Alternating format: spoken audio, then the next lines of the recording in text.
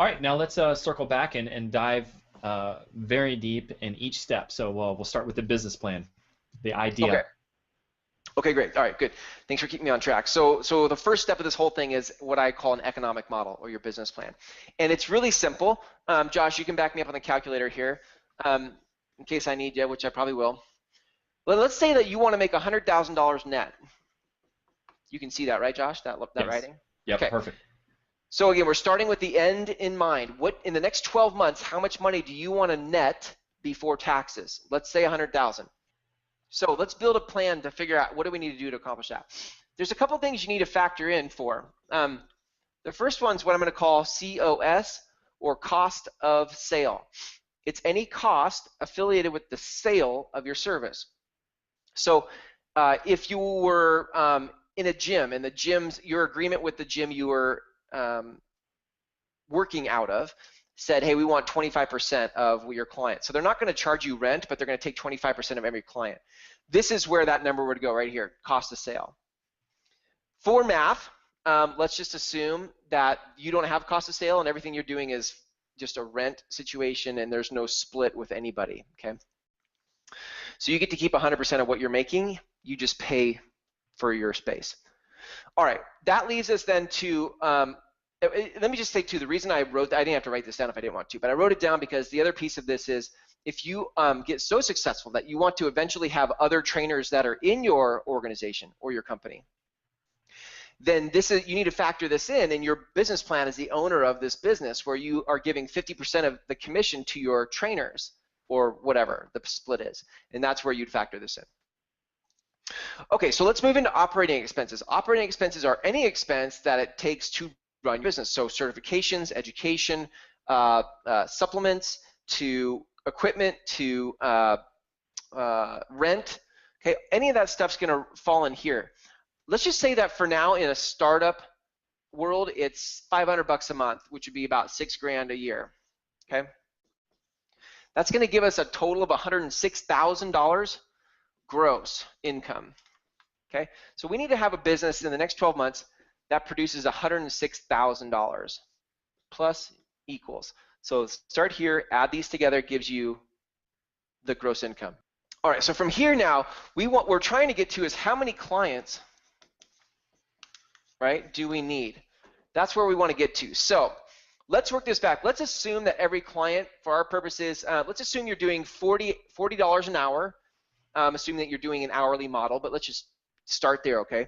$40 an hour, and you're training 3 times a week. Okay, that would be about $500. I think $480 a month. Is that right, Josh? Yep, you got it. Okay, and then we times that by. In fact, actually, if we back that out, let's do it by week, and then we'll do it by 50 weeks. So we'll go $40 times 3 times a week. That's $120 a week times 50 weeks. That gives us $6,000. Is that right, Josh? $6,000? You got it, 6,000. Okay. So each client is worth $6,000 a year. Okay. So we're going to divide $106,000 by $6,000 to figure out how many clients do we need. So we do that, and we need how many clients, Josh? 17.66. Okay. 17 points. Let's just round that up to 18 because that number is astonishing to me. And this is what I love about this kind of business planning. Now, look, here's where I think most people's objections go to in this. They'd be like, dude, I can't charge somebody $500 a month for personal training. If that is what you believe, fine.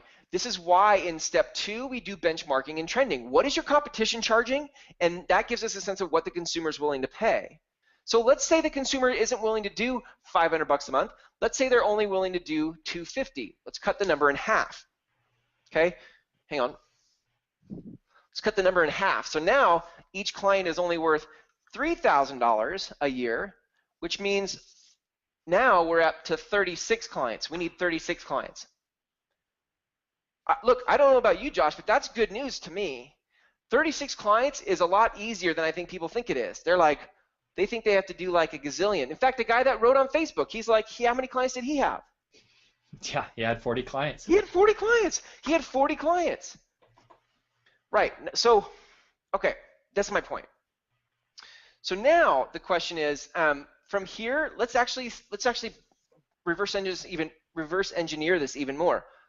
It's one thing to say we need 36 clients, but you're like, yeah, that's great, Chris, but now how do I get those clients? Well, the next piece in this conversion ratio is how many intakes do we need to have? How many intakes do I need to have with people? Because a certain percentage of them are not going to pay for me. When I do my intakes, I'm about 50%, right? 1 out of every 2 will sign up with me to consult. So we need to figure out what's your conversion ratio. Let's assume that you're at 50%. So let's take 36 divided by 50%, and that is, what is it, 72? Yes. You would need to have 72 intakes. 72 intakes, assuming that 50% of them are going to sign your payment agreement that starts in 30 days or whatever however you set that up, okay? 72 intakes. Now that's a little bit different, right? That actually starts to go like, wow. So now if you say, well, I want to start my business, when should I start it? Well, my question for you would be is how quickly can you get to 72 intakes? If you said, I want to start this in 2 months, you'd have to do a little over 1 a day because that'd be 60, right? 2 months would be 60 days. And if you did 1 a day, that'd be 60 intakes in 60 days, and you need 72. See, I think what happens, Josh, is sometimes people go, hey, I want to start a business, and then they look at the things like, I got to get rent, and I got to find space, and I got to do this other stuff, but they don't look at how many clients do I need to launch with. Does that make sense? Yeah, makes perfect sense. This is what's missing. This is what's missing. They look at all the concrete stuff out here, but they don't look at the thing that actually drives revenue. So my question back to you, if I were consulting you, is, well, how quickly do you think you can have 72 intakes? Because that's what we need to get 36 clients. Now, I could counteroffer this to myself and say, well, I don't actually need 36 clients from day 1. Okay, great. Good point. Nice catch. So my whole point is you take this number and you take this formula, you figure out what you need to do to launch. In fact, take this formula and then do it now with a completely different set of numbers. How much do you need to net in the first 90 days? And put your number here. And what are your expenses in the first 90 days? And then what's the gross in the first 90 days, right? And then that'll give you a sense of like, well, how many clients do you need to launch with? If you're like, dude, I'd like to make 100,000, but really I only need $3,000 a month to live on, great. Or I need 5,000, great. 5,000 over 3 months, it's 15 grand. Here you go. This is how you plan this is how you count the cost before you ever take the plunge. And most people don't do it, and that's why they fail. Why do you think most people don't do it? I don't think anybody's ever showed them this. I think anybody watching this, leave me a note in the comments, right? Has anybody ever shown you this? Has anybody shown you this model? My guess is no. And please, listen, please write no. If you haven't, just say no, I've never seen that. And if you have, tell me that too. And maybe if you have a good resource and you're like, dude, I've done that and I've done one that's even cooler than that, great, show me that too. But it's not as, here's the other thing, Josh. I was on a site today looking at forums. I was looking at, I just wanted to see, if you go into Google and you type forum : whatever the industry is, so I went forum : personal trainers, right? And it took me to a search results page that showed me different forums where personal trainers are on. And I went and looked at all the most, I sorted it by most views and most views to least views.